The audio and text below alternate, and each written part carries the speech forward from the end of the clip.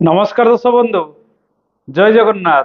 आज अध्याय आम आलोचना करवा 2024 मसीहा एप्रिल मासरे बिछा राशि फलाफल किपर आसतु बिछा राशि ग्रह मानकर स्थिति एप्रिल मासरे कौन रही से विषय जाणी नवा। सर्वप्रथमे जानिबा रवि ग्रहଙ୍କର स्थिति कौन रही। रवि ग्रह मास आरंभ पंचम स्थान में चलन करेंगे एवं 13 तारिख दिन ठारू से षष्ठ स्थान में उच्चस्थ मेष राशि रे बृहस्पति मास सारा षष्ठ स्थान में चलन करेंगे। राहु मास सारा पंचम चलन करेंगे। केतु मास सारा आपणकर एकादश स्थान में चलन करेंगे। शनि मास सारा चतुर्थ स्थान में चलन करेंगे। मंगल मास आरंभ चतुर्थ स्थान में चलन करेंगे एवं 23 तारिख दिन ठारू से पंचम चलन करेंगे। शुक्र मास आरंभ आपणकर पंचम स्थान में चलन करेंगे। 24 तारिख ठारू से षष्ठ स्थान में चलन करेंगे। बुध मास आरंभ षष्ठ स्थान में चलन करेंगे सेटा से बक्री होई 9 तारिख दिन ठारू पंचम चलन करेंगे। ए मासरे अनेक परिवर्तन रही। किछि ग्रह शुभरे रहउचंती आउ किछि ग्रह मध्य अशुभरे रहउचंती। शनिकर प्रभाव मध्य आपणकर राशि रे अशुभरे रहुची। राहु एवं बृहस्पति मध्य एबे भी अशुभरे रहउचंती। दर्शक बंधु स्वास्थ्यर स्थिति जो देखिबा पेट जनित पीड़ा छाती रे किछि पीड़ा आपण समय समय अनुभव करिपारंती। जेहेतु आपणकर चतुर्थ स्थान रे शनि मंगलकर जोग रहुची जो मानकर हृदरोग रोग रही किंबा छाती संबंधित किछि रोग रही से माने मासरे शरीर जत्न अधिक नियंतु। मासर द्वितीयार्धरे पेट मुंड टिके खराब होई पारे। पेट जनित पीड़ा टिके बढ़िबार संभावना रहिबो। गर्भवती महिला माने डाक्तरंकर परामर्श ठीक समय करंतु। जो माने नूतन गर्भधारण करछन्ती सेमानक पई मासर द्वितीयार्धटी सेते शुभप्रद रहिबो नाही कारण पंचम रे राहु मंगलकर जोग रहिबो। राहु मंगलकर जोग बेले बेले प्रायतः गर्भपात समय समय करिताए। तेणु डाक्तरंकर परामर्श ठीक समय नियंतु एवं ठीक समय खियापिया करबा आवश्यक। दर्शक बंधु मां को स्वास्थ्य को नहीं चिंता प्रकट मासरे करिवे। पितांकर स्वास्थ्य प्रायतः सामान्यतम रहिबार संभावना रही। संतान माने जिद्दी चिचिड़ा स्वभाव रही पारती। मासर द्वितीयार्धरे सेमानकर शरीर किछि हानि मध्य होई पारे बा छोट मोट रोगरे से पड़ी पारती। तेणु तांको देहपार मध्य जत्न ठीक समय नबा आवश्यक। ए मासरे आपणकर कर्ममय जीवन किपर रहिबो। चाकरी बाकरी स्थिति किपर रहिबो। व्यवसाय वाणिज्य स्थिति किपर रहिबो। आर्थिक क्षेत्र किपर रहिबो आसतु से विषय आम आलोचना करिबा। ए मासरे अनेक परिवर्तन रही। विभिन्न क्षेत्र में सफलता पाइबा पई आर्थिक क्षेत्र में उन्नति करिया पई आपणकर सत चेष्टा ए मासरे लागि रहिबो। विभिन्न दिगरे आपणकर कर्म मध्य लागि रहिबार संभावना रही। आपणकर कर्म भावर ग्रह रवि अटंती से पंचम षष्ठ रे चलन करेंगे। शुभ फल गुड़िक प्राप्ति कराइबे। विशेषकर यांत्रिक कर्म राजनीति कर्म मेडिकल कर्म इत्यादि क्षेत्र में ए मासरे अधिक सफलता आपण प्राप्ति करिपारंती।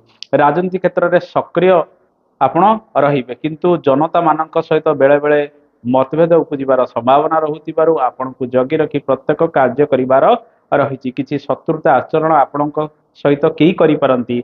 मासर द्वितीयार्धरे कोर्ट केस इत्यादि क्षेत्र आपको मुक्ति मिलवार संभावना रही।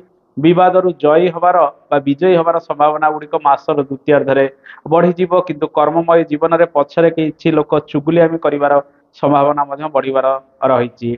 दर्शक बंधु ए मासरे प्रायतः चाकरी बाकरी क्षेत्र में परिवर्तन आपण करिपारंती। कौनसी सरकारी कार्य गुड़िक करिवार संभावना मध्य रही। सरकारी कार्य में आपणकर सक्रिय भार अधिक रहिबार संभावना ए मासरे रही। मंगल एवं राहुंकर जोग पंचम शनि एवं मंगलकर जोग चतुर्थ स्थान में रही कर्म भाव को प्रभावित करुथिबारु एवं लाभ भाव को एमाने प्रभावित करुथिबारु विशेषकर जंत्रपाति संबंधित जेते प्रकार कर्म रही कृषि संबंधित कर्म जहाँ भी रही से सब कार्य गुड़िक अधिक त्वरान्वित हबार संभावना रही। जो माने इंजीनियरिंग क्षेत्र में कार्य करुछन्ती आईटी सेक्टर में काम करुछन्ती मेकानिकल कार्य करुछन्ती इलेक्ट्रिकल इलेक्ट्रोनिक संबंधित कार्य करुछन्ती सेमाने मासरे किछि सफल मध्य होई पारंती। दर्शक बंधु जमी बाड़ी संक्रांतीय कार्य तो ठीक ठाक चलिबो किंतु समय समय किछि विवाद कहा सहित उपजी पारे। ई जमी बाड़ी संक्रांतीय कार्य को नहीं शनि मंगल चतुर्थ रहुथिबारु आपण टिक अधिक जत्नमान से दिगरे हवा आवश्यक। विशेषकर मां सहित किछि मतभेद उपजी पारे। बंधु सहित किछि मतांतर हबार संभावना मध्य रही।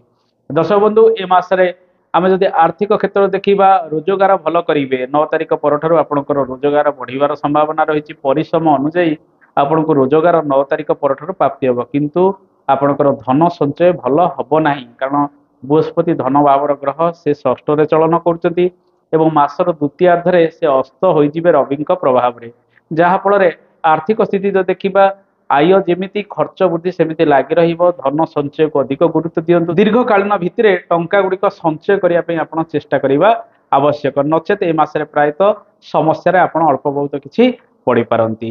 ଦର୍ଶକ ବନ୍ଧୁ, ଏ ମାସରେ ଅନେକ କାର୍ଯ୍ୟ ତ ଆପଣ କରିବେ, କିନ୍ତୁ କିଛି କିଛି କାର୍ଯ୍ୟରେ ଆପଣ ଅଧିକ ସଫଳ ହୋଇପାରନ୍ତି। ବିଶେଷ କରି ଯେଉଁମାନେ ପୁଲିସ ମିଲିଟାରୀ ଇତ୍ୟାଦିରେ ରହିଛନ୍ତି, ଆଇନ କାନୁନ ସମ୍ବନ୍ଧିତ କାର୍ଯ୍ୟ କରୁଛନ୍ତି, ସେ ସବୁ କାର୍ଯ୍ୟ ଗୁଡ଼ିକ ଅଧିକ ତ୍ୱରାନ୍ୱିତ ମଧ୍ୟ ହୋଇପାରେ।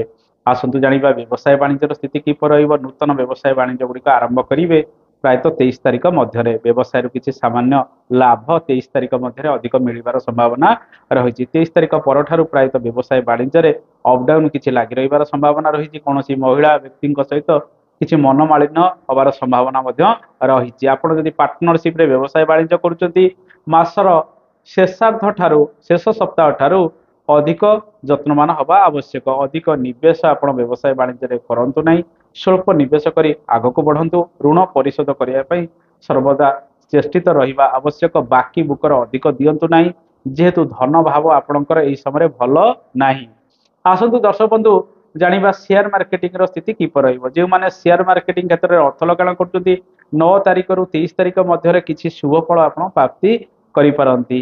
ଅନ୍ୟାନ୍ୟ ଯେଉଁ ସମୟ ରହିବ ସେ ସମୟରେ ଅଧିକ ନିବେଶ ସେୟାର ମାର୍କେଟିଂରେ କରନ୍ତୁ ନାହିଁ, କିଛି ଲସେସ୍ ମଧ୍ୟ ହେବାର ସମ୍ଭାବନା ରହିଛି। ବିଦ୍ୟାର୍ଥୀମାନଙ୍କ ପାଇଁ ସମୟ କିପରି ରହିବ ଆସନ୍ତୁ ଜାଣିବା। ବିଦ୍ୟାର୍ଥୀମାନେ ପାଠ ପଢ଼ାରେ ଆପଣ ଅନ୍ୟମନସ୍କ ହେବେ। ଯେଉଁ ପରିମାଣରେ ଆପଣଙ୍କର ପରଫର୍ମାନ୍ସ ରହିବା କଥା ସବୁ ଦିଗରେ କିଛି ନା କିଛି କମି ପରିଲକ୍ଷିତ ହେବ। ତେଣୁ ପାଠ ପଢ଼ାରେ ଅଧିକ ମନ ନିବେଶ କରନ୍ତୁ। ଯେହେତୁ ପଞ୍ଚମରେ ରାହୁଙ୍କର ସ୍ଥିତି ପ୍ରାୟତଃ ରହୁଛି, ମଙ୍ଗଳ ମଧ୍ୟ ପଞ୍ଚମରେ ରହିବେ। ଆପଣଙ୍କର ପରିଶ୍ରମ ଭଲ ରହିବ, କିନ୍ତୁ ବେଳେବେଳେ କୌଣସି ନା କୌଣସି କ୍ଷେତ୍ରରେ ଆପଣ ଓଭର କନଫିଡେନ୍ସ ହୋଇ କିଛି ଭୁଲ ଭଟକା କରିପାରନ୍ତି, କିମ୍ବା ଆପଣ ଯେଉଁ ପାଠକୁ ପ୍ରତ୍ୟେକ ଦିନ ଭଲ ଭାବରେ ପଢ଼ୁଛନ୍ତି ଭୁଲି ଯାଇପାରନ୍ତି। ଏସବୁକୁ ନେଇକରି ବିଦ୍ୟାର ମାନ ପ୍ରାୟତଃ କିଛି କମି ରହିପାରେ। ତେଣୁ ଚେଷ୍ଟା ଅଧିକ ଏ ମାସରେ ବିଦ୍ୟାର୍ଥୀମାନେ କରିବା ଆବଶ୍ୟକ।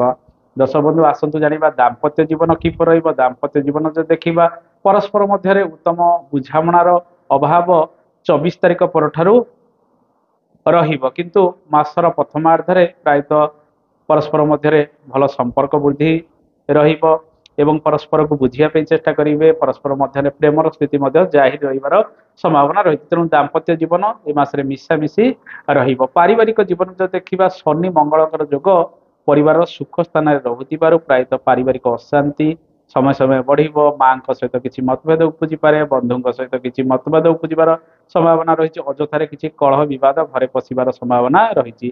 ପୁରାତନ ଗୃହ କାର୍ଯ୍ୟକୁ ନେଇ ଆପଣଙ୍କର ସକ୍ରିୟତା ରହିବ। ଯାନବାହନ କାର୍ଯ୍ୟ ଏବଂ ଜମିବାଡ଼ି କାର୍ଯ୍ୟ କ୍ଷେତ୍ରରେ ଅଳ୍ପ ବହୁତ ଛୋଟ ମୋଟ ସମସ୍ୟା କିଛି ରହିଲେ ମଧ୍ୟ ପରିଶେଷରେ ଆପଣ ସେଥିରୁ ମୁକ୍ତି ପାଇପାରନ୍ତି। ପୁରାତନ ଗୃହ କାର୍ଯ୍ୟ ଗୁଡ଼ିକ ତ୍ୱରାନ୍ୱିତ କରନ୍ତୁ। ଘରର ଆସବାବପତ୍ର ଯେଉଁ ସବୁ ତିଆରି କରିବାର ଥିଲା ସେଗୁଡ଼ିକୁ ଧୀରେ ଧୀରେ ତିଆରି କରିବା ପାଇଁ ଚେଷ୍ଟା କରିବା ଆବଶ୍ୟକ। ଲଭ୍ ଲାଇଫ୍ର ସ୍ଥିତି ଯଦି ଦେଖିବା, ପ୍ରେମର ସ୍ଥିତି ପ୍ରାୟତଃ ଅଧିକ ଗମ୍ଭୀର ହେବାର ସମ୍ଭାବନା ରହିଛି। ଶୁକ୍ରଙ୍କ ସହିତ ରାହୁଙ୍କର ଯୋଗ ରହୁଛି, କିନ୍ତୁ ଆପଣ ନିଜ ପ୍ରେମରେ ପ୍ରତାରଣା ମଧ୍ୟ ସମୟ ସମୟ କାହାକୁ କରିଦେଇ ପାରନ୍ତି। ସେସବୁ ପ୍ରତି ଆପଣଙ୍କୁ ଧ୍ୟାନ ଦେବାକୁ ପଡ଼ିବ। ଯଦି କାହାକୁ ଭଲ ପାଉଛନ୍ତି ମନେ ମନେ, ଆପଣ 23 ତାରିଖ ମଧ୍ୟରେ ନିଜର ମନ କଥା ତାଙ୍କୁ ମଧ୍ୟ ଜଣାଇ ପାରିବେ, ଯେହେତୁ ଶୁକ୍ର ଉଚ୍ଚସ୍ଥ ରହୁଛନ୍ତି ପଞ୍ଚମରେ ରାହୁ ଯୁକ୍ତ ହୋଇ। ଦର୍ଶକ ବନ୍ଧୁ, ଏ ମାସରେ ବିଦେଶ ଯାତ୍ରାର ସ୍ଥିତି କିପରି ରହିବ ଆସନ୍ତୁ ଜାଣିବା। କୌଣସି ଏଣ୍ଟରଟେନମେଣ୍ଟ ବା ମନୋରଞ୍ଜନ ପାଇଁ ଯଦି ବିଦେଶ ଯାତ୍ରା କରିବା ପାଇଁ ଚାହୁଁଛନ୍ତି, 23 ତାରିଖ ମଧ୍ୟରେ ବିଦେଶ ଯାତ୍ରା କରନ୍ତୁ। ଶୁଭ ଫଳ ଗୁଡ଼ିକ ପ୍ରାପ୍ତି ହେବ। ଏ ମାସରେ ପ୍ରାୟତଃ ଆପଣଙ୍କୁ କର୍ମକ୍ଷେତ୍ରରେ କିଛିଟା ସଫଳତା ପ୍ରାପ୍ତି ହେବ। ରୋଜଗାର ଭଲ ଆସିବ, କିନ୍ତୁ ଧନ ସଞ୍ଚୟ ଭଲ ହେବ ନାହିଁ। ପାରିବାରିକ ଅଶାନ୍ତି କିଛି ଅଧିକାଂଶ ସମୟରେ ପ୍ରାପ୍ତି ହେବାର ସମ୍ଭାବନା ରହିଛି। ଏ ମାସରେ ପ୍ରତ୍ୟେକ ମଙ୍ଗଳବାର ଶନିବାର ଦିନ ଆପଣ ସୁନ୍ଦରାକାଣ୍ଡ ପାଠ କରନ୍ତୁ। ହନୁମାନଙ୍କର ଚାଳିଶା ପ୍ରତ୍ୟେକ ଦିନ ପାଠ କରନ୍ତୁ। ହନୁମାନଙ୍କର ଦର୍ଶନ ପ୍ରତ୍ୟେକ ମଙ୍ଗଳବାର ଶନିବାର ଦିନ କରନ୍ତୁ। ମୃତ୍ୟୁଞ୍ଜୟ ମନ୍ତ୍ର ଟିକେ ପ୍ରତ୍ୟେକ ଦିନ ଜପ କରନ୍ତୁ। ପ୍ରତ୍ୟେକ ଶନିବାର ଦିନ ମହାଦେବଙ୍କ ପାଖରେ ଜଳାଭିଷେକ ଇତ୍ୟାଦି କରିବା ସହିତ କୁକୁର କାଉ ମଇଁଷିକୁ ଖାଇବାକୁ ଦିଅନ୍ତୁ। ଅଶୁଭତ୍ୱ ଦୂରୀକରଣ ହେବ। ଦର୍ଶକ ବନ୍ଧୁ, ଏ ତ ଥିଲା ବିଚାରରାଶିର ଫଳାଫଳ। ଆଶା କରେ କାର୍ଯ୍ୟକ୍ରମଟି ଆପଣଙ୍କୁ ଭଲ ଲାଗିଥିବ। କାର୍ଯ୍ୟକ୍ରମ ସମ୍ପର୍କରେ ମତାମତ ଦେବେ। ଆଜି ତ ସମୟ ହେଇଗଲାଣି, ଆଜି ପାଇଁ ଏତିକି। ନମସ୍କାର, ଜୟ ଜଗନ୍ନାଥ, ଧନ୍ୟବାଦ।